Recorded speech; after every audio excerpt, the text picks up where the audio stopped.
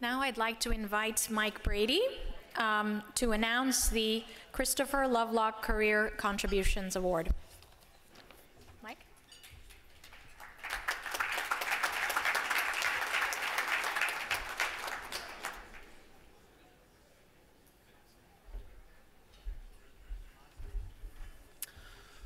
Hello, everyone. As last year's winner, I get to announce this year's winner, and it is a great honor to do so. The process was long and drawn out, and we were, in a good way. We had good deliberations, but there are lots of great people out there. And so we deliberated, we thought, and we really embraced the idea that services is all about the intersection of practitioners and academics. And that had a lot to do with this year's prize. So very happy with this year's prize. So the process has been said, and let me announce the winner. This year's a winner of the Christopher Lovelock Career Contributions to the Service Discipline Award, Tim Keiningham.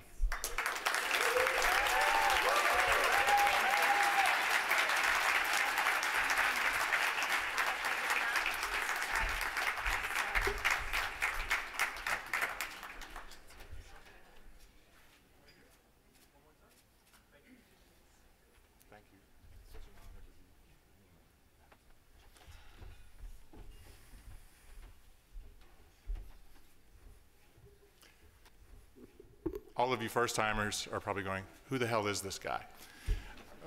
And that's okay. That is actually not in my speech.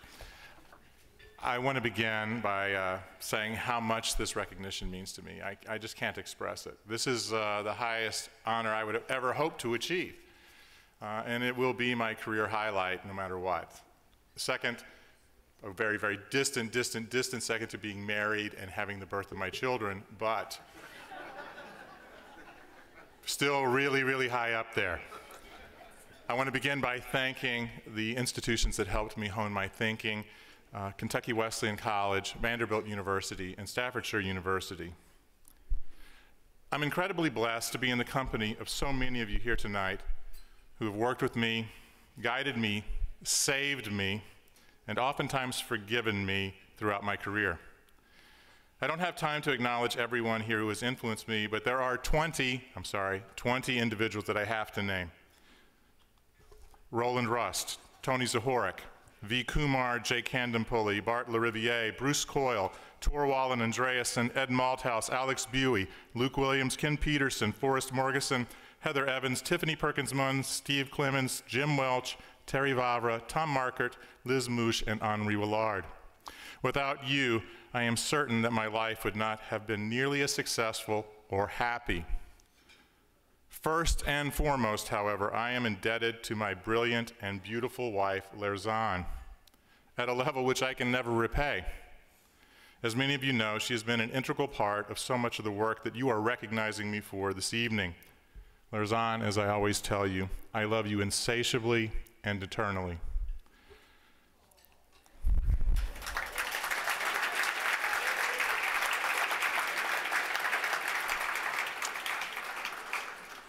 I'm also joined by my two oldest children, my daughter Hannah and my son Sage.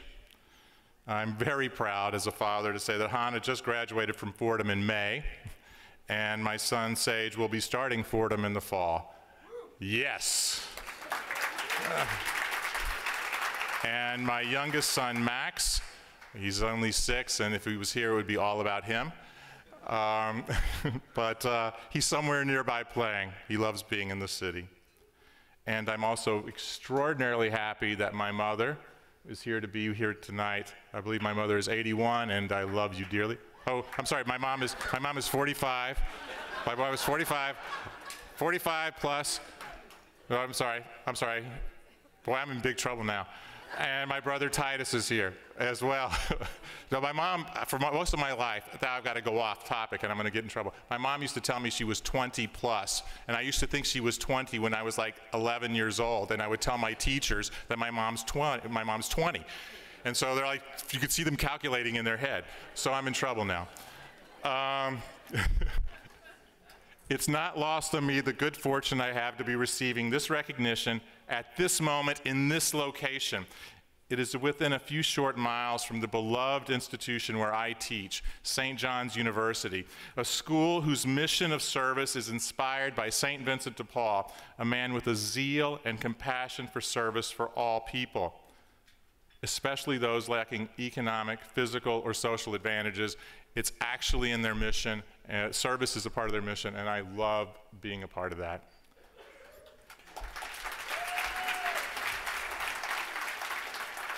It is also within a few short hours from my wonderful colleagues at Rockbridge Associates. I have spent 2 decades as a senior market research executive, but I've never worked with a group of researchers who've inspired me more or demonstrated a greater commitment to excellence. Rockbridge, in particular, Charles and Deborah Colby and Gina Woodall, made me love market research again. If you haven't guessed, at 55 years of age, I can honestly say this is the happiest I've ever been in my entire life. It's because I get to do what I love with people that I love. From my earliest memories, I can recall being fascinated by discovering how scientific ideas could be applied to my life. And if I could sum up my findings in one sentence, it would go something like this. That didn't go as planned. One of my earliest attempts at applying something I thought would work happened when I was about 6 years old. I had been watching a nature program on primates and discovered that they built their beds in trees. I thought that's the greatest way to spend an afternoon. So I took a blanket, climbed 35 or 40 feet up a tree after first climbing on the garage first to get in the tree. Once I found what I thought was the ideal spot, I spread a blanket out over a bunch of intersecting branches, determined it would hold my weight, and then proceeded to get in the blanket and fall fast asleep. I awoke to see the blue of the sky and the sensation that I was rapidly descending to earth head first. Miraculously, and I mean that literally, I then felt the back of my head gently touch down on our gravel driveway, followed quickly by my torso, and I slid a very long distance down the gravel driveway. I learned that my weight would ultimately cause the branches to bend and slide me right off the tree, but I also remember getting up completely unharmed, wiping the dust out of my hair, and looking up at the blanket going, oh my God, I gotta get the blanket out of the tree before my mom sees it. And I did not tell her that story until I was 50 years old.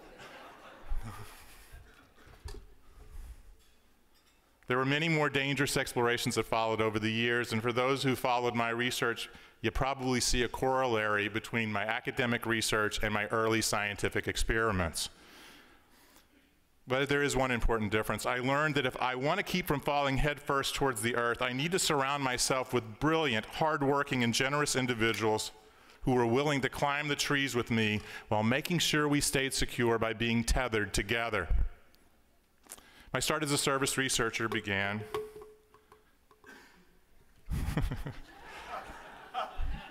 because of my decision to get an MBA from Vanderbilt University.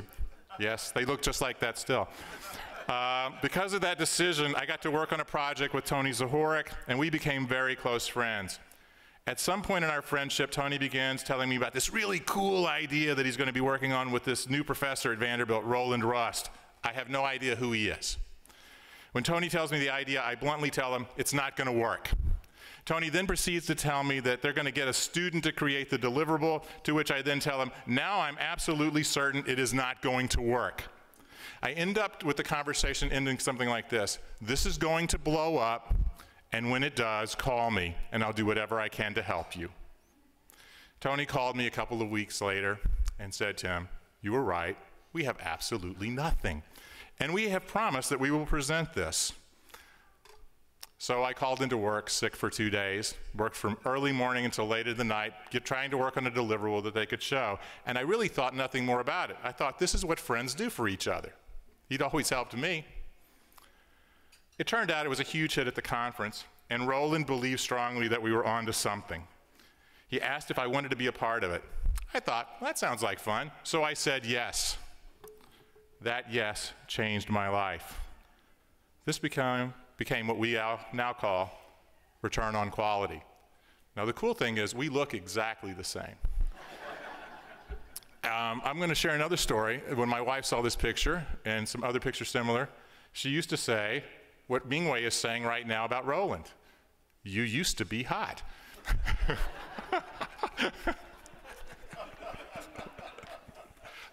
True story. I learned many, many, many important things from Roland and Tony, but the two most impactful to me had nothing to do with the process of research. At least that's what I thought at the time. I still vividly remember our initial planning meeting to structure the return on quality model. Roland and Tony were both holding yellow legal pads laying out different components of the model, and at some point I say, that won't work. And Roland stops and asks me why. So I explained that some of the components sound good, but they don't exist, so we'll never be able to implement this. I will never forget what happened next. Roland and Tony tore out the papers out of their pads, wrapped them into the balls, and threw them into the trash, and we started all over again. You could have knocked me over with a feather. I was doing everything I could not to look gobsmacked. Okay, I'm a kid, all right? They treated me as an equal partner from the very beginning. They valued my insight despite my youth and inexperience. It profoundly changed me and how I approached the world. Perhaps the most important thing I learned, however, is why what we do as service researchers is so important. One day while we were working together, I asked Roland why we focused on service. He said, I used to be an advertising researcher, and I used to have a consumer advocacy group that would protest companies who ran deceptive ads. It didn't take me long to realize that I was having zero impact. What I realized is that if I could show managers how they could win by doing the right thing, they would do it. It was a road to Damascus experience for me. Fireworks went off in my head. My work could make the world a better place in some way, and that's how I wanted to spend the rest of my life. Over the years, however, I have come to realize that collectively, the impact of our work together as service researchers isn't small at all. In fact, I would argue that it is vital to maintaining a civil society and to enhancing human happiness. My career and my research has had many twists and turns over the years, but my passion for what we do and why we do it remains unchanged. With my time coming to a close, I again want to thank you for this wonderful honor. The idea that I could be listed alongside so many of my heroes is both thrilling and humbling. To those who are just starting their careers in this great discipline, I hope that you won't let your youth, your inexperience, cause you to not seize those opportunities.